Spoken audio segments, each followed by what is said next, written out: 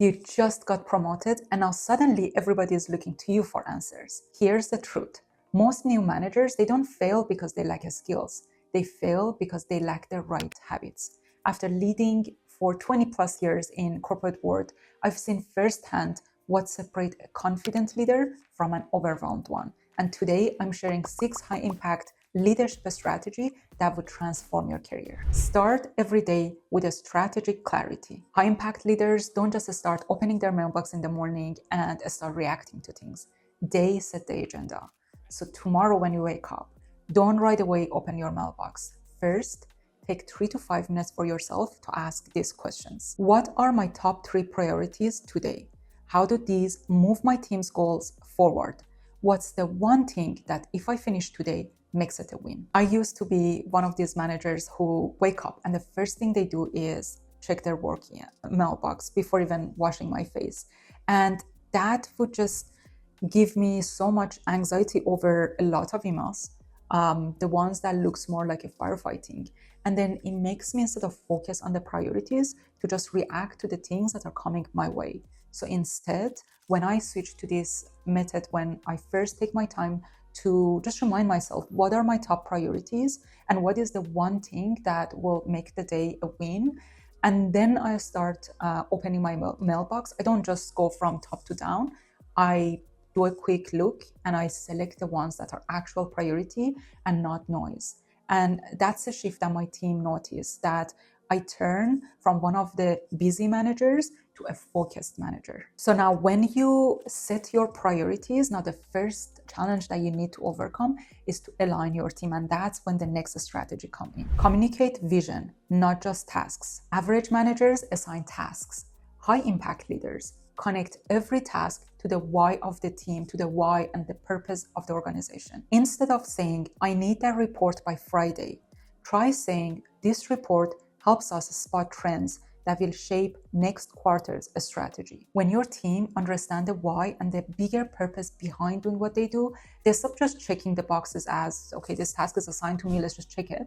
They're gonna start owning the results of that work. Frame every request with purpose. Here's what we're doing and why it matters.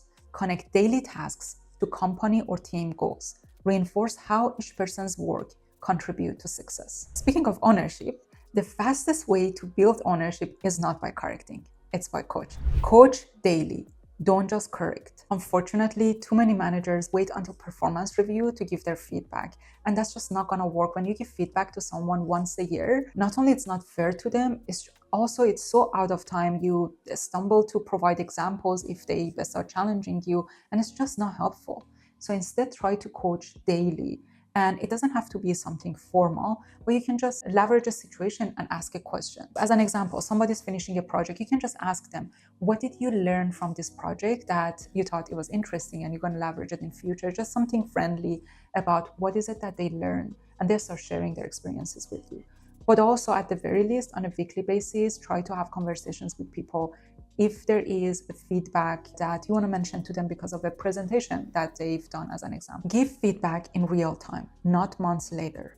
Ask growth questions weekly. What's one skill you're working on? Celebrate small wins publicly.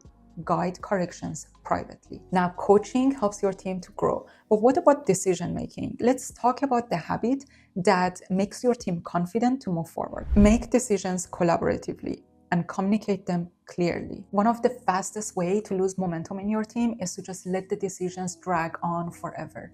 Instead, when you need to make a decision, make sure that you just bring the key people together and collect all the inputs that are required. And then I use what I call 72 hours of collaboration rule, which is basically you should not wait until you have all the information. That's already too late to make that decision. You have to bring the key people in, collect all the input that you have, discuss the different options, and make a decision collaboratively within 72 hours. Bring the right people into the conversation early. Don't over-invite. Set clear timelines. Let's decide by Wednesday so we can move forward. Summarize and communicate back the why behind the final choice, even if not everyone's preference won out. Recognize input publicly. This idea came from the team, and it made our plan stronger. And this type of collaborative decision making builds commitment, not just compliance. Because when your team is part of making that decision, they're the one that's shaping it, they're going to feel committed to it and they're going to own it. Now, this type of efficient decision making is what builds credibility. But follow through is what makes it alive. Follow through, like your reputation, depends on it. Nothing builds or breaks credibility faster than follow through. I use 48 hours rule. So basically, any commitment that I make to my team, I try to go back to them and update them within 48 hours. Even if it's just a status update of, I don't know yet, and I'm going to let you know. But it just makes the team to be able to count on you. Track every promise you make. Use a notes app or a spreadsheet. Communicate progress early and often. Never let people chase you for updates. Research shows that employees who see their leaders follow through their promises are 4 times likely to trust their leaders. Trust is built one kept promise at a time. Now, all the habits that we talked about so far, they drive performance, but this last one is the one that sustains growth. Let's talk about reflections. Reflect and adjust weekly. The best leaders don't just work hard, they learn fast. Every Friday, try to spend just 15 minutes, ask yourself, what worked this week? What didn't work? And most importantly, what I'm gonna do next week? How I'm gonna learn from something that didn't work perhaps this week, and I'm gonna do it much better next week. Block reflection time in your calendar. Write down one leadership insight weekly. Review your notes monthly to spot growth patterns. Leadership isn't about being perfect. It's about reflect often and learn fast from your mistakes. Now, we talked about all of these 6 habits. What I suggest is that try to not focus on all 6 of them at the same time. Try to pick one that resonates the most with you. Now, they say it takes 21 days to build a new habit. I'd say probably just to track it easier, try to repeat it for at least 30 days until you feel that now you're ready to move on to the next one. If you want to learn and go deeper into leadership communication, check out my next video when I teach tactical empathy and mirroring techniques that really change my leadership style. And if this video helped, hit subscribe. Every week I share practical leadership strategies to help you lead with confidence and impact.